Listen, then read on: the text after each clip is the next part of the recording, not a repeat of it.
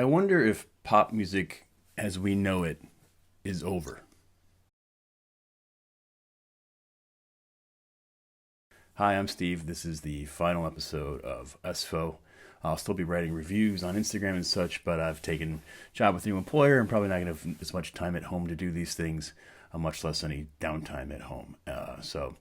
But yeah, like I said, this isn't meant to be, hot take.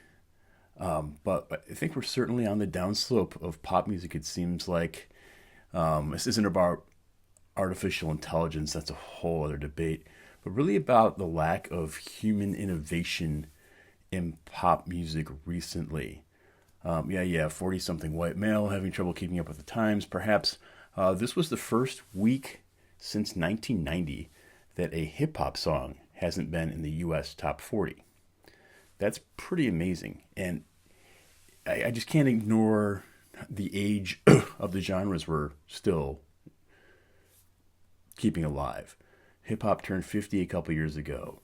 Club music, heavy metal, punk, also 50 years old plus. House and techno music are from the 80s.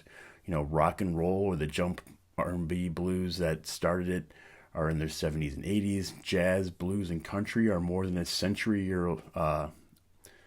old. And if you're like Louis Armstrong and just consider jazz to be ragtime, then we're looking at about a century and a half. Pop music has splintered into 1,000 subgenres, and maybe I'm being too strict with the definition of new, but the point still stands. We haven't had a movement of anything truly new since Ronald Reagan's administration. It was like bam, rock and roll, bam, disco, bam, hip hop. Then what? Indie pop, trap music, hyper pop, bro step. As time drags on, pop music, though, as we know it, is going to be on par with the century-ish pace of development in classical music. I don't mean this to be taken as no one will be listening to music anymore. I don't believe that to be true at all. I think it'll still be part of movies. It'll still be, attended at concerts. You'll still have Taylor Swift touring until her 80s. But I feel that as a central cultural element, it will take a step to the side of the stage. I mean, think about it. None of these things really last forever. Poetry used to be huge, and people still write poems, yeah, and they still put it, they sell it in, greeting cards or whatever else. But there are serious poetry writers. There are still major awards for poetry, but it's not in the middle of our culture. I don't know if you could name the past several Kennedy Center or Nobel Prize for literature, that sort of stuff. Same thing with visual art. Artists in particular aren't as famous as they used to be. We don't have Picassos anymore. Or if there are Picassos, they're known within their medium, and maybe high society members fund those exhibitions, and if you have money, but among the common populace, I don't think it's the same as it used to be.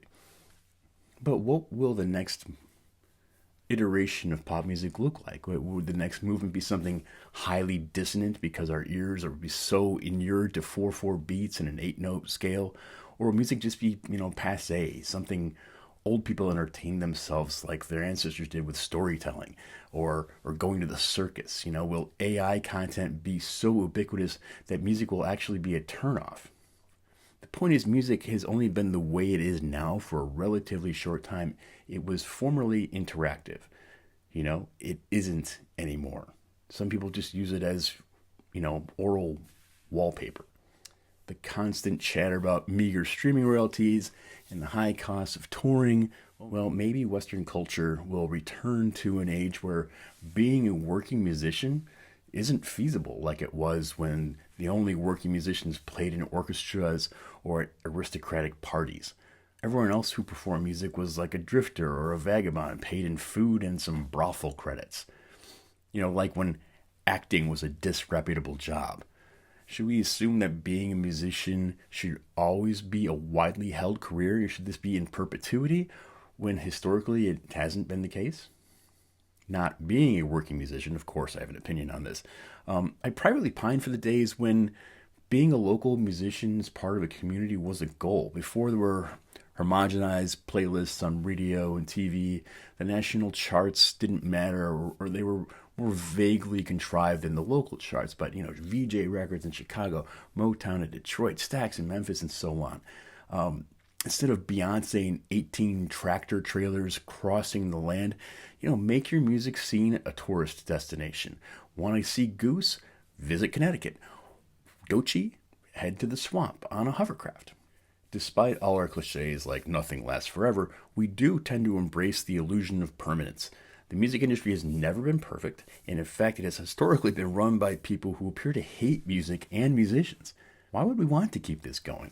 Should there be a music industry at all, or should, like Soviet-style communism, we just pull the plug? I'm not saying art shouldn't have an industry. Movies, for example, are so expensive to create and distribute, it needs one. But music doesn't need to be. Certainly not anymore with advances in home recording and AI. Maybe we remove the commercial aspect, return it to being a hobby, and that's what will spark the innovation we lack. I'm not trying to shit on new music. I post a review about a new song, about 250 new songs each year, and I love them all. But only rarely am I confronted with something revolutionary, and 100% of those times, they are sounds that the public has not embraced in any sense.